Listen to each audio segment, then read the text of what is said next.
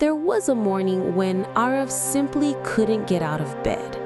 The alarm had gone off, the sun was already up, but everything inside him felt heavy. His chest was tight, his eyes dry from crying the night before, and his thoughts loud, overwhelming, unrelenting. To the world, Aarav looked like he was doing okay, working, talking, existing. But inside, he was falling apart. He said it felt like being stuck in a dark tunnel with no end in sight. He couldn't see the way forward. He couldn't remember the last time he felt like himself. And worst of all, he began to believe that maybe he'd never make it out. But what Aarav didn't know then was something many of us forget in our darkest moments. That pain doesn't mean the end. It's just the middle of the story. Aarav's turning point came in the most unexpected way.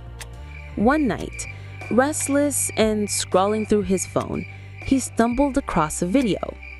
It was someone telling their story, how they hit rock bottom and one day shouted, "Enough is enough." And from that moment, they started fighting their way back. Something in Aarav shifted.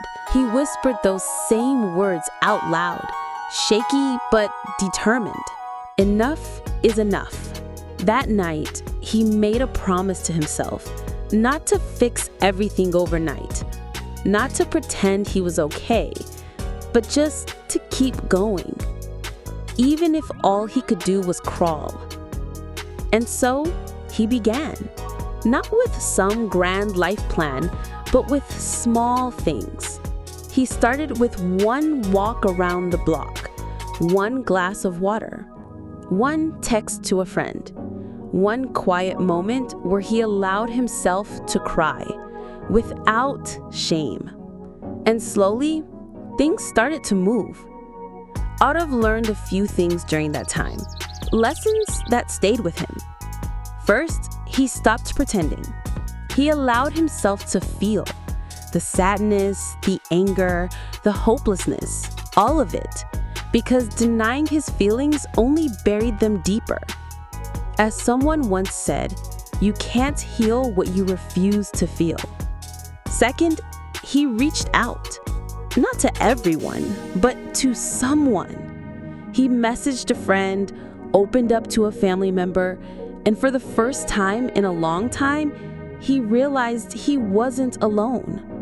Sometimes the simple act of saying, "I'm not okay," can be the first step toward healing. Third, he took life one step at a time. He stopped worrying about where he should be and started focusing on where he was right now. If all he could do was make his bed, that was enough.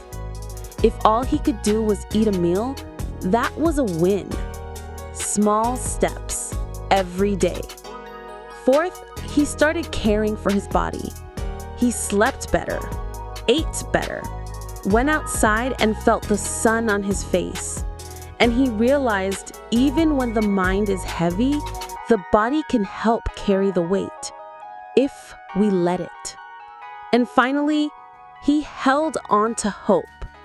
Not the loud, movie scene kind of hope, but the quiet, persistent whisper that said, "This moment will pass. This pain won't last forever. You are stronger than you think." And you know what? It did pass. Slowly. Gently, but it passed. Aarav didn't suddenly become fearless. He didn't wake up one day completely healed. But he did become resilient. He became someone who kept going even when every voice in his head told him not to. And that, in the end, made all the difference. If you're listening to this and you're feeling like Aarav once did, know this: you are not alone. You don't have to do everything today. Just take one small step and then another. Breathe. rest, cry if you need to, but don't give up. Because life, your life, still has so many chapters left to write. And the life must go on.